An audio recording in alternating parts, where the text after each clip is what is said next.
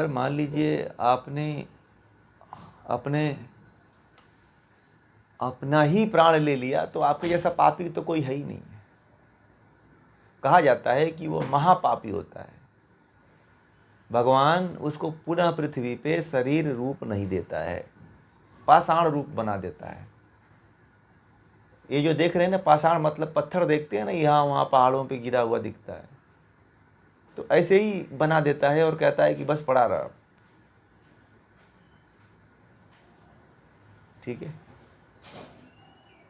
ऐसे ही बना देता है और कहता है कि बस ऐसे ही पड़ा रहा, बस तुझे ज़्यादा जन्म लेने की आवश्यकता नहीं है। तो जो है, तो मुक्ति जब नहीं होना चाहता है तो तू पत्थर के ही लायक है। और आपको पता है एक पत्थर कितने सालों में सड़ता है, गलता है? कई हजारों हजारों साल लग जाते हैं, लाखों लाख साल लग जाते हैं, वो पत्थर वैसे के वैसे ही रहता है।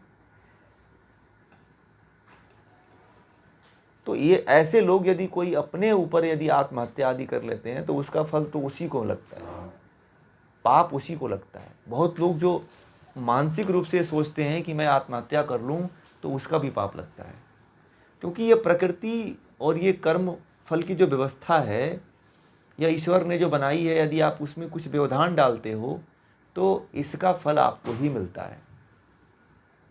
और घोर नरक में परमात्मा डालता है उनको, फिर व्यक्ति वो मुक्त कभी नहीं हो पाता है। फिर वो भटकती हुई आत्मा जो है, जीवन और उसकी मुक्ति की जो सीमा है बढ़ जाती है, कभी मुक्त नहीं हो पाता है। मनुष्य जन्म तो मिलता ही नहीं, बहुत मुश्किल हो जाता है। और मुक्ति केवल मनुष्य जन्म में ही संभव है। आप लोग इस जीवन के मूल्य को समझते नहीं हो। ये दुनिया में बहुत से जितने लोग हैं वह लोग इस जीवन के मूल्य को नहीं समझते हैं। संसार में आकर के सांसारिक वस्तुओं में उलझ करके उसी को अपने जीवन का अंतिम लक्ष्य मान लेते हैं। जैसे क्या है, जैसे कोई जन्म लेता है, बड़ा होता है, स्कूल जाता है, पढ़ाई लिखाई करता है, नौकरी पा जाता है, शादी विवाह हो जाता है, बच्चे पैदा कर लेता है, बच्चे पैदा करके उनको पढ़ा लिखा लेता है, फिर जो है उनकी शादी कर देता है। तो वो ये समझता है कि मेरा जीवन सफल हुआ, मेरे नाती हो गए, मेरे पोते हो गए, मेरे बच्चे सारे सक्सेस हो गए। तो क्या आप लोग इसको सफल जीवन मानते हो क्या? कितने लोग सफल मानते हैं इसको जीवन? आप लोग अपने मम्मी पापा से और आस पड़ोस में पूछना, तो वो लोग यही बतियाते हुए मिलेंगे कि अरे फलाना के तो लड़के सब सेट हो गए, हमारे ही लड़के कहीं सेट नहीं हुए। इसका बड़ा दुख रहता है उनको। रहता कि नहीं रहता? उनसे पूछा, एक दिन मैंने पूछा कि आपके जीवन का लक्ष्य क्या है? बोले कि जीवन का लक्ष्य क्या बताएं, हमारे लड़के अभी कहीं कुछ सफल ही नहीं हुए, सबके लड़के सेटल हो गए, मेरे लड़के अभी कुछ नहीं हुए, घूमते हैं। तो मैंने कहा आपने जन्म दे दिया है, कोई छोटी बात थोड़ी है। बोले कि नहीं, अभी तो मुझे बहुत काम करना है, अपने बच्चों के लिए, अपने परिवार के लिए। ठीक है, तो ऐसी ऐसी बातें लोग करते हैं। उनको लगता है कि जो हम जीवन जी लिए हैं और जो हम जीवन दुनिया जी रही है, वैसे ही यही जीवन हमारा बस मुख्य है। परंतु ये हमारा मुख्यता नहीं है। हमारे जीवन का उद्देश्य कुछ और है।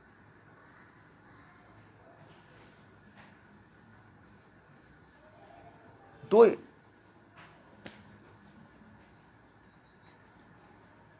क्या मिल जाए, सैलरी मिल जाए, अच्छी लड़की मिल जाए, फ्लैट मिल जाए कहीं पे 1 BHK 2 BHK का, लक्ष्य तो यही है ना। बस 2-4 गाड़ियां हो जाए, छुट्टी घूमने, एक आध बार हवाई टिकट मिल जाए विदेशों की यात्रा करने के लिए, हर हफ्ते संडे सैटरडे कहीं होटल में जाने के लिए बोनस मिल जाए, एक्स्ट्रा पैसे मिल जाए। तो जीवन तो बस इतने ही तक सीमित हो गया है ना। जीवन बस इतने ही तक सीमित हो गया ना। कौन इसके बारे में सोचता है? ब्रह्म की बात कौन करता है भाई? आज के युग में कोई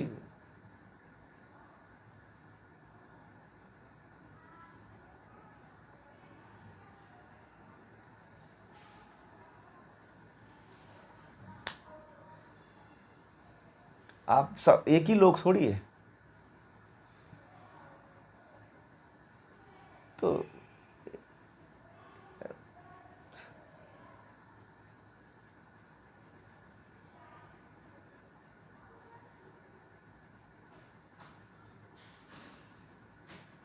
तो ऐसा कभी हो ही नहीं सकता है ना, क्योंकि हर जीवात्मा के अलग अलग कर्म है, कभी होता ही नहीं ऐसा। आपके कभी इस तरह का होगा ही नहीं, क्योंकि आपको पता है सुबह से लेकर शाम तक शारीरिक और मानसिक और वाचिक रूप से आप कितने कर्म कर दिए। हर व्यक्ति के कर्म करने की रफ्तार अलग अलग है कि नहीं है।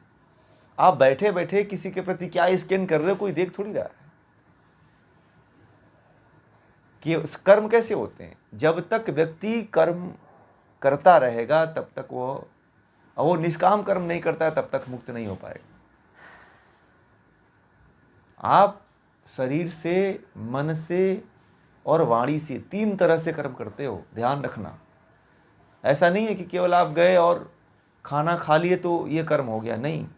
आप मन में बैठे बैठे और सोच रहे हो कि फलाना ठेले वाले के पास जो है बहुत अच्छा चाट बनाता है, चाउमीन बनाता है, और मैं चल कर के आज उसका आनंद लूँगा, तो फिर आपका कर्म हो गया। ठीक है। आपने किसी के बारे में गलत सोच लिया, किसी के बारे में बैठे बैठे पूरा गाली उसे दे रही हैं मन के भीतर, तो आपने कर्म कर रही हैं लगातार। वो आपका कैमरा, आपके मन का कैमरा परमात्मा खुला हुआ, छोड़ दिया हुआ है, उसको रिकॉर्डिंग कर भी रहा है वो, कि आपके मन में कौन कौन से विचार आ रहे हैं, किस तरह के विचार आ रहे हैं, सबकी रिकॉर्डिंग कर रहा है वो। एक साथ ऐसा कभी नहीं होता है कि सभी आत्माएं मुक्त हो जाएं,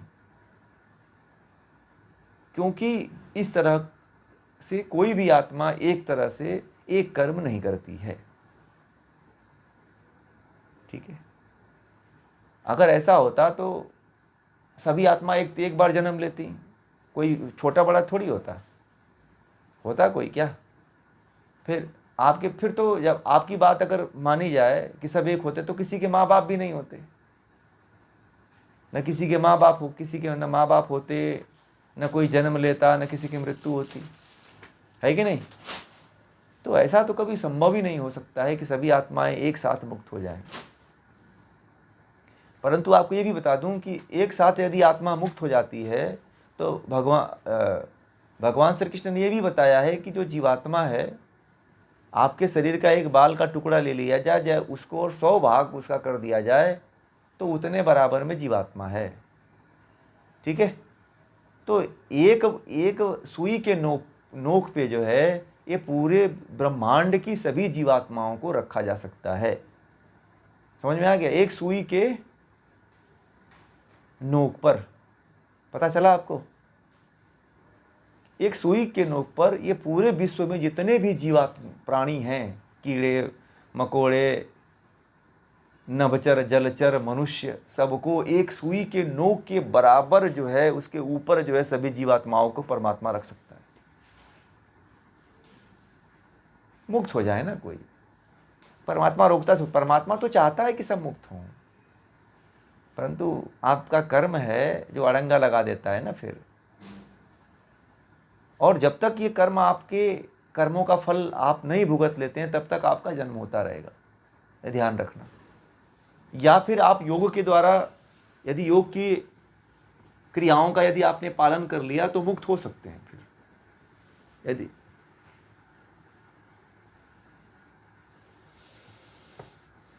यही है माया, है ये माया मतलब अज्ञानता। ठीक है। वो आगे का विषय है, वो आगे बताएं। थोड़ा आगे आप चल दिए, 1 कदम 2 कदम। इसको माया मानिए केवल, यह क्या है? यह माया है। ठीक है। योग तो जोड़ना सिखाता है, और माया क्या है? अंधकार है, अज्ञानता है, मिथ्या ज्ञान है।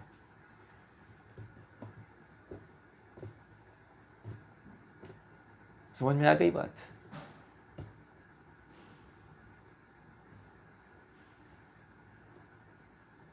क्लियर हुआ ना? और कुछ?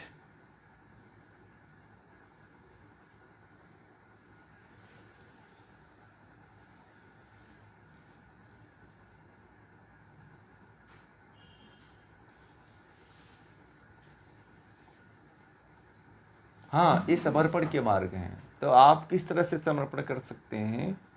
एक तो पहला मार्ग बताया कि आप योग के मार्ग पे चलना शुरू कर दो, यम नियम के मार्ग पे चलना शुरू कर दो। और दूसरा मार्ग बताया आपको कि आप जो है भावना से करो, भाव ऐसा रखो आप। तीसरा मार्ग बताया कि आप जो है कर्मों के बंधन फलासक्त होकर के कर्म करो, बिना फलों में आसक्ति किए हुए कर्म करो। 3 मार्ग जो मैंने बताया, यदि इस तरह से आप इन तीनों मार्गों को अपनाते हो तो आप परमात्मा को किसी भी तरह से अर्पण कर सकते हो। समर्पण की भावना तभी आपके भीतर जाग पाएगी। और जो समर्पण की भावना जिसके अंदर जाग जाती है, नहीं आसक्ति तो सब में जुड़ जाती है। आसक्ति तो किसी के साथ जोड़ सकते हो, तीन ही है। आसक्ति तो आप किसी में भी कर सकते हो। आप बहुत ज़्यादा पढ़ रहे हो तो इसमें भी आसक्ति मत करो।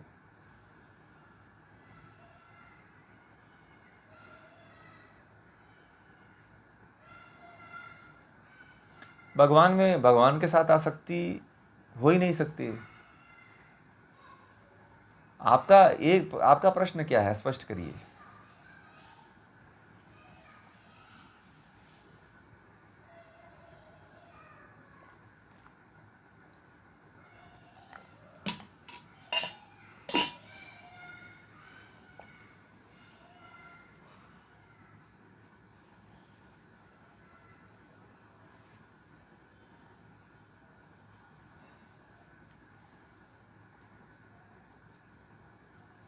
भगवान को ये जो आप बातें सब कह रही हैं, ये परमात्मा को जानने के रास्ते है ही नहीं है। ये तो जो आप जितनी बातें कहा, ये सब संसार में जो लोग करते हैं ना कि मैं तुमसे प्रेम करता हूँ या मैं इस वस्तु से प्रेम करता हूँ, ये तो उसकी बात हो गई। परमात्मा को तो ज्ञान के द्वारा ही केवल जाना जाता है।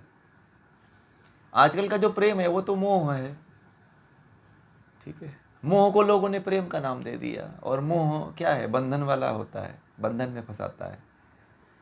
जो जिसको हम बोलते हैं ना, आज मैं उससे प्रेम करता हूँ, फलाना को बड़ा चाहता हूँ, ठीक, तो ये क्या है, मोह है। फलाने व्यक्ति को, बच्चे को प्रेम करते हैं तो ये मोह के कारण करते हैं, न कि प्रेम है। प्रेम तो सात्विक चीज़ है, और प्रेम तो केवल ब्रह्म से ही हो सकती है। ईश्वर के सिवा प्रेम किसी से होता ही नहीं है। अगर जिसके अंदर हो गया, किसी दूसरे व्यक्ति के प्रति अगर प्रेम हो गया, तो वो समझना कि वहाँ पे समत्व की भावना जागृत हो गई। जिसके अंदर समत्व की भावना होती है वही प्रेम कर सकता है, और जो प्रेम करता है वो किसी से उसका स्वार्थ नहीं होता है, ठीक है। समझ में आ गई बात? ये जो आपने प्रेम बताया वो वास्तविक प्रेम है ही नहीं है, ये तो संसार के लिए। और परमात्मा तक यदि पहुंचना है तो केवल ज्ञान, और जिस आत्मा को ज्ञान नहीं होता है उस आत्मा को मुक्ति नहीं मिलती है। मैं बार बार कहता हूं, अगर केवल कोई राम राम जपता है और सोचता है कि वो मुक्त हो जाए तो वो मूर्खता कर रहा है। बिना ज्ञान के मुक्ति नहीं मिलती है, और जिस ज्ञान को जीवात्मा प्राप्त करता है उसी ज्ञान के सहारे जो है जीवात्मा मुक्ति में पड़ा रहता है। और जब ज्ञान वह क्षीण हो जाता है तो जीवात्मा पुनः पृथ्वी पे आ जाता है मुक्ति को भोगने के बाद, ठीक है। मुक्ति का भी टाइम फिक्स है, कितने साल, कितने युगों तक, 36 बार जो सृष्टि प्रलय और उत्पन्न होती है उतने काल तक मुक्ति का समय है। मैं इसको बार बार दोहरा चुका हूं, ठीक है। ये इसका मुख्य रहस्य है।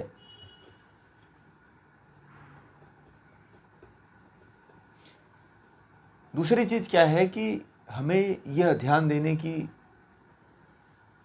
ज़्यादा ज़रूरत है कि हम कोई भी कर्म करते हैं तो उसमें बंधन ना हो।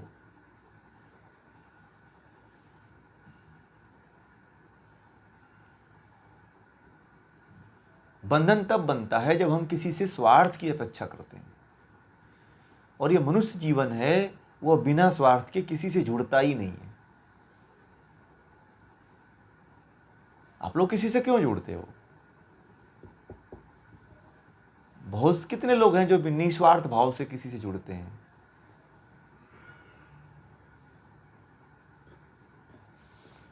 है ना? सब बंधन के कारण एक दूसरे से जुड़ते हैं। अभी मैं क्या देता हूं ना, तो मैं एक दिन, कुछ लड़के थे तो मुझसे प्रश्न किए, तो कहे कि आप जो है प्रेम को भी जो है मोह कह देते हो। मैंने कहा कि मोह ही तो है। तो हंसने लगे सब। यूनिवर्सिटी में बता रहा हूँ, मेरी क्लास होती है हिंदू स्टडीज में, तो वहाँ पे उन्होंने कहा कि हम तो प्रेम करते हैं, मान लीजिए हम किसी लड़की से प्रेम करते हैं तो ये तो प्रेम है ना मेरा। मैंने कहा कि तुम मोह के कारण कर रहे हो ना, तुम्हारा मोह है, प्रेम कैसे हो गया? अभी तुम्हारे बगल में जो दोस्त बैठा है वो यह कह दे कि ये तो मेरे साथ घूमती लड़की है, तो उससे प्रेम करोगे क्या? बोला कि नहीं। तो तुम्हारा कहाँ प्रेम गया भाई? 2 मिनट में तुम कह रहे थे कि प्रेम है, और मैंने कहा कि वो तो उस लड़के के साथ वो घूम रही है, तो तुम्हारा प्रेम कहाँ चला गया? ये तो मोह था ना तुम्हारा, है कि नहीं? आजकल यही तो होता है। आजकल बहुत से पति पत्नियों के बीच, पति पत्नी के बीच ऐसे ही हो रहा है। पति पत्नी 20 साल से जी रहे हैं, दूसरे बाहर से कोई आदमी आए कह दिया कि तुम्हारा पति जो है कहीं दूसरी जगह दूसरे औरत के साथ शादी कर लिया है, तब रिश्ता वहीं पे खटास हो जाता है कि नहीं हो जाता? जो स्त्री दिन रात आस पड़ोस में कहा करती थी कि मैं अपने पति से बड़ा प्रेम करता हूँ, और वह पति थोड़ा सा धोखा दे दिया, तो फिर प्रेम कहाँ चला गया? मोह वहां पे प्रकट हो जाता है कि नहीं हो जाता है? वहां पे प्रेम नष्ट नहीं, मोह नष्ट हो जाता है। मोह भंग इसी को कहते हैं। क्या कहते हैं? हमारे भारतीय संस्कृति में इसी को मोह भंग, और यहाँ पे लगभग सभी का मोह भंग ही होता है। हम आप जितने भी संसार में लोग हैं, इन सभी लोगों का केवल मोह भंग होता है, और लोग इसको प्रेम कहते हैं। छुट्टा छुट्टी बोलते हैं और पता नहीं क्या क्या बोलते हैं, और भी कई अंग्रेजी के वर्ड हैं।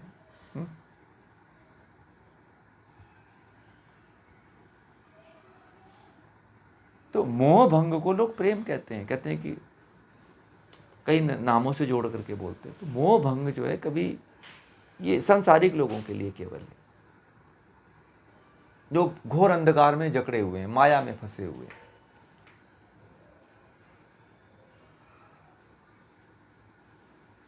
बहुत लोगों को तो पता ही नहीं है कि मैं माया में हूँ। वो तो कहते हैं कि मैं बहुत अच्छे रास्ते पे चल रहा हूँ, और मैं जो हूँ बहुत अच्छा, मुझे ज्ञान है। इसी अहंकार में अपने जीवन को लोग नष्ट कर देते हैं। तो कुछ लोग तो जानना भी नहीं चाहते हैं, पढ़ना भी नहीं चाहते हैं।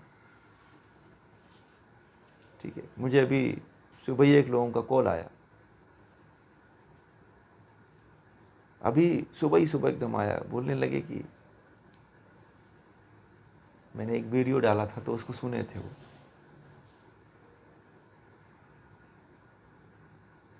तो बोल रहे हैं कि आप कहते हो कि किसी से मोह मत करो, तो बिना मोह का मैं प्रेम कैसे कर पाऊंगा, उससे जुड़ूंगा कैसे?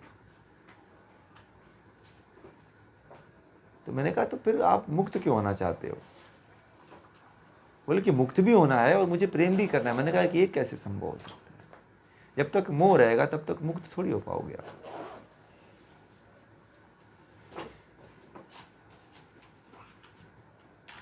मैंने कहा कि ये बता दो, कोई पति पत्नी मोह वाला कोई मुक्त हुआ हो तो मुझे बताओ। इतिहास उठा के पता है, देखो, मुझे बताओ। बोला कि मुझे तो अभी कोई नहीं दिखाई दे रहा है। फिर वह व्यक्ति बोलने लगा कि मुझे कोई बताता क्यों नहीं ऐसा है? तो मैंने सुना ये वीडियो तुमने कहाँ से सुना भाई? तो बोला कि किसी ने ग्रुप में डाल दिया था, तो वीडियो में आपकी सुन लिया, थोड़ा सा ही सुना, तो मुझे मेरी बातें आपसे मैच कर गई, तो मैं पूरा सुनता गया वीडियो, पूरा सुन लिया वीडियो आपकी। तो बड़े घनचक्कर में पड़ गया और सुबह ही सुबह कॉल कर दिया। फिर भी इन सब इन सब प्रश्नों के लिए मेरे पास होता है समय, जब आप समय निकाल के मैं देता ही हूँ।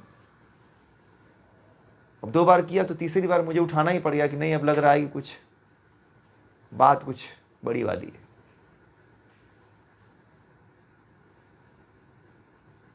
समझ रहे हैं?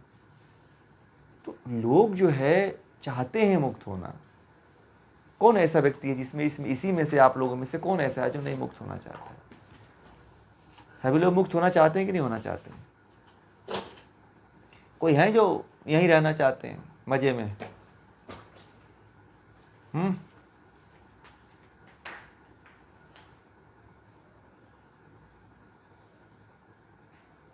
सभी मुक्त होना चाहते हैं ना। इच्छा सभी की है, परंतु अज्ञानता बीच में बाधा पड़ा हुआ है, बाधा डाले हुए है। जब तक जीवात्मा को ज्ञान नहीं दोगे आप, तब तक जीवात्मा मुक्त नहीं होगी। इसको नोट कर लो आप लोग कि आप जीवात्मा को छुड़ाने के लिए कितना आपको जुर्माना देना पड़ेगा और कितना पैसा देना पड़ेगा, आपको पता है। ठीक है? जीवात्मा को जो व्यक्ति अपने जीवन रहते हुए मुक्त कर लेता है ना, वह जीवन मुक्त हो जाता है, विदेह मुक्त हो जाता है।